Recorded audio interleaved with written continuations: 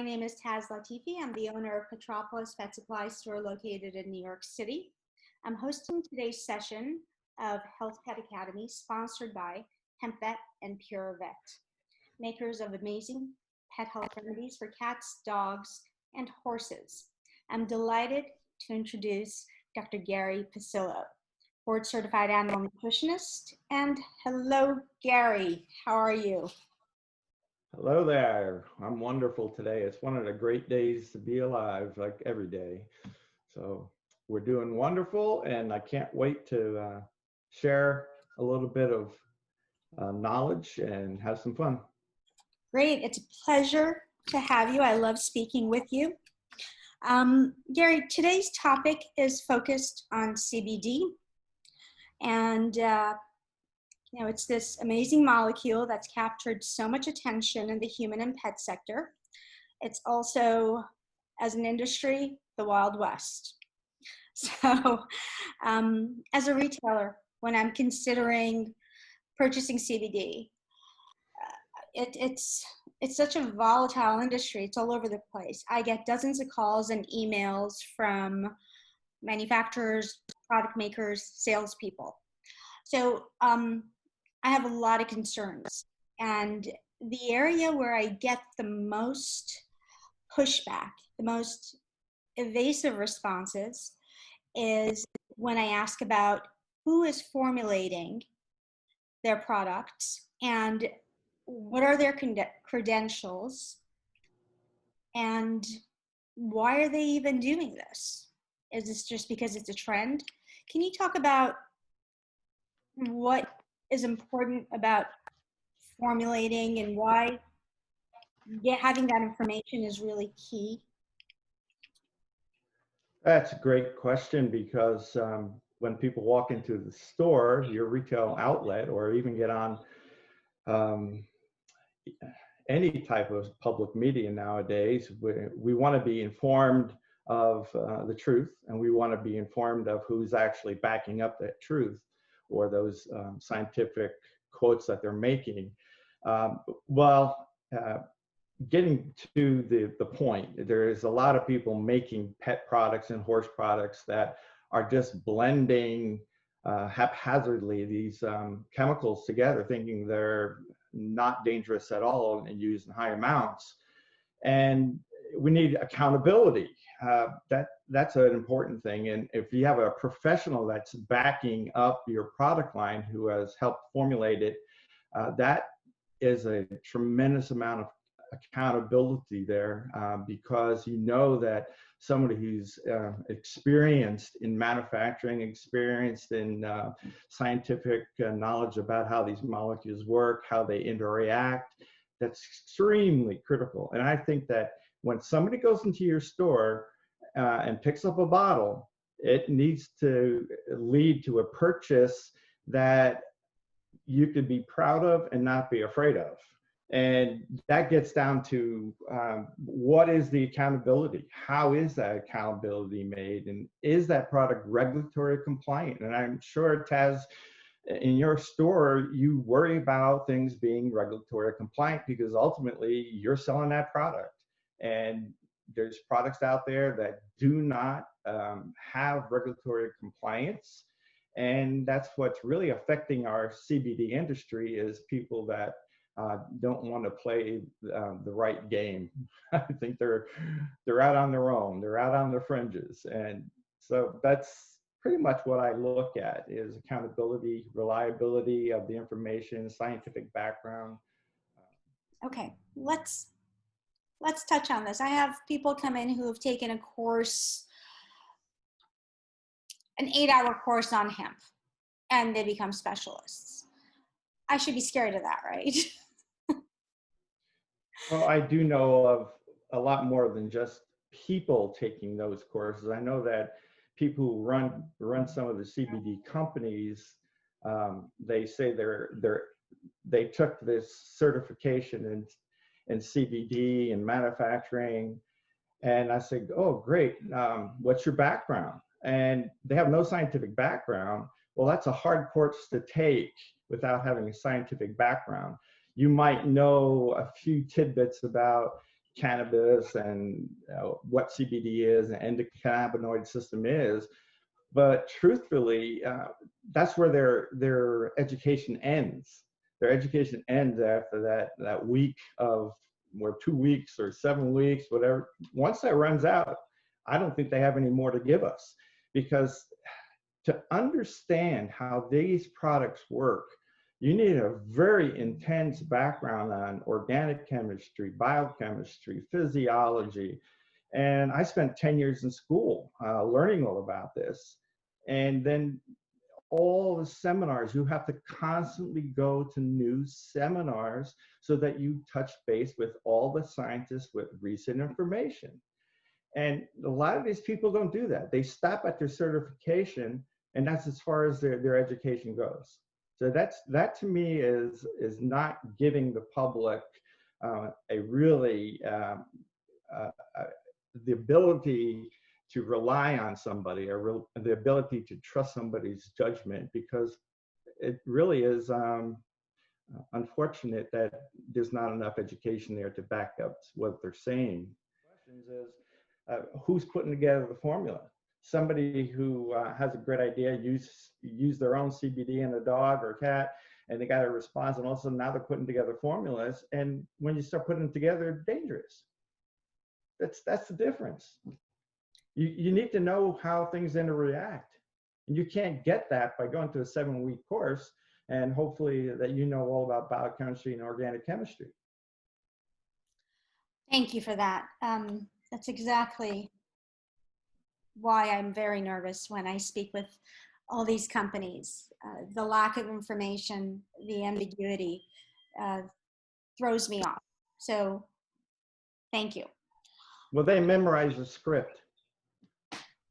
Do they? You know, and that's, well, yeah, you go to these trade shows, and it's like a memorized skip about the endocannabinoid system. They all say the same thing because they're drinking the same Kool-Aid, and it just goes on and on and on. You go to each booth, and somebody is going to say the exact same thing that they learned wrong in the first place, but it gets proliferated really quickly in the wild west, because there's only a very few checks and balances system, and luckily we are dealing with that check and balance system, and in our products. You know, our products are all NASE certified, and we take great pride in knowing that we go above and beyond that.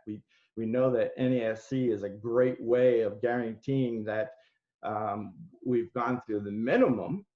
That's minimum requirements, and we kind of take it another step and say, hey, trust us.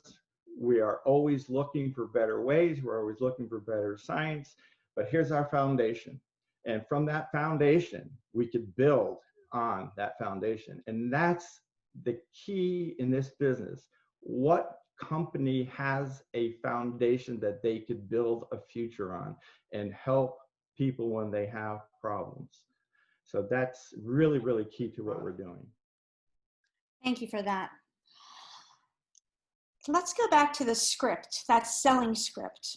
I hear the words Entourage Effect over and over again when it comes to CBD.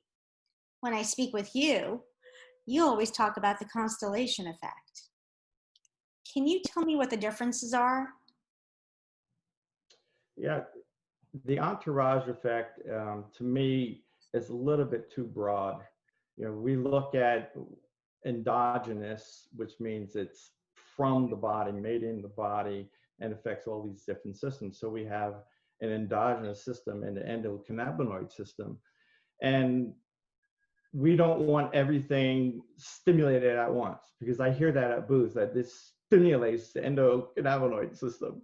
And I'm going, well, if I wanted to be stimulated that fast, I could get a bug bite. I mean, it's a nice wasp bite, and that'll stimulate my endocannabinoid system, and so will toxins. So I look at a constellation effect because I'm trying to connect the dots with my product. I'm trying to make a picture, a stellar picture, from connecting the dots that dog or cat needs, or that horse needs to have connected. instead of trying to stimulate everything at once, I connect the dots. And I connect the dots by making a constellation that that animal needs. For example, joint health is one of those things that you create a product that is specifically designed to address the issues that are complicating that dog's ability to have a quality of life with joint issues. So that's the Constellation Effect very quickly. So there's a lot of brands out there, a lot of products on the market that have one jar and the labels changed from human to canine feline. I get nervous with those products because I'm not sure how it's really going to affect my animals. Should we be looking at choosing species-specific formulations when we're buying products for the stores, when we're talking to our customers in our stores? Should we be looking at species-specific? And with that said, how does the Constellation Effect come into play for each species? That's a loaded question. That's I know. a nice question. Yes, and you are absolutely correct. You look at some of these bottles and they're just relabeled human products, and it's very dangerous to give high levels of some of these products to your dog and cat. The human products are for human metabolism and human physiology. For example, when a dog comes and greets you, it often smells you, and it smells certain areas all the time because it knows you by an odor, and that's how they keep track of each other out in the real world. And they know when dogs, they know when other animals are around because of their smell. And I think it's about 10% of the dog's brain is for smelling, olfaction, taking in all that odor from its world and enable it to survive and to communicate. They communicate with pheromones, they communicate a lot with odors. And we look at our human brain, and it's 0.3% of our brain. So we go 10% versus 0.3%. So when we feed a human dose, what's going to happen to that dog's ability to smell? It's going to increase dramatically and be very confusing to the dog, and also overstimulate that olfaction response. We don't, and that's why these dosages have to be, like you said, species specific. And you're talking like 200,000. No, this is 200 million different neurons that the dog has connected just to handle the olfaction percentage of its brain and neurological system, whereas we're about 13 times less than a dog just for neurons. So the dosages are very, very critical, because the dosages also come along sometimes with excipients. What's in that excipient? What is that human excipient going to do to the dog? And we hear about microbiome a lot nowadays, and probiotics and prebiotics and microbiome. And I find that some of these human products have excipients that are inside the products that are not conducive to a dog's microbiome or a horse's microbiome or a cat's microbiome. And it can actually do harm to the microbiome. And that's something that we overlook. What are those excipients doing in that human product? So, well, we have to be cognizant of the fact that not only are humans different than cats and dogs and horses, we know that. We also need to be reminded that cats, dogs, and horses are also different from each other. And really, when it gets down to genetics, there are some genetic family lines in dogs, cats, and horses that react differently to different substances. And we have to be sure that we understand that. For example, just a simple way of looking at how different some of the dogs can be is look at the Dalmatian dog And the Dalmatian needs to have vitamin C added to his diet because it does not get enough substrate to make the amount of vitamin C. It's not capable of doing it. And humans also need vitamin C, and primates need vitamin C. And cats and the rest of the dog and cat family, we don't have to worry about that as much as the Dalmatian. But now we get into the CBD and we realize that the size difference, for one, you know, we're talking dogs and cats versus horses. Gary, those were excellent points. Thank you so much for sharing all your knowledge with us. I think as dealers, I shouldn't call us dealers, as pet retail business owners, we are always looking for the proper information to be able to share with our customers. And you've provided us with with so much knowledge today. Thank you. To recap, pet store owners, retailers, you should consider quality, which includes tested ingredients from known sources, the Constellation Effect of multiple active ingredients, condition-specific formulas, and species-specific formulas. Gary, you have anything you want to throw in there that our retailers should consider?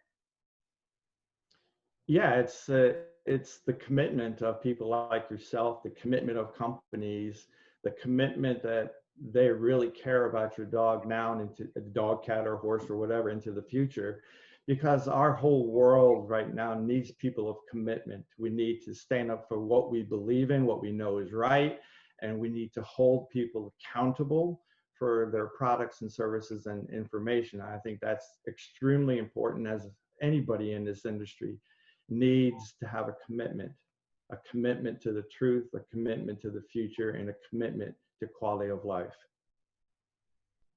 Thank you. Okay.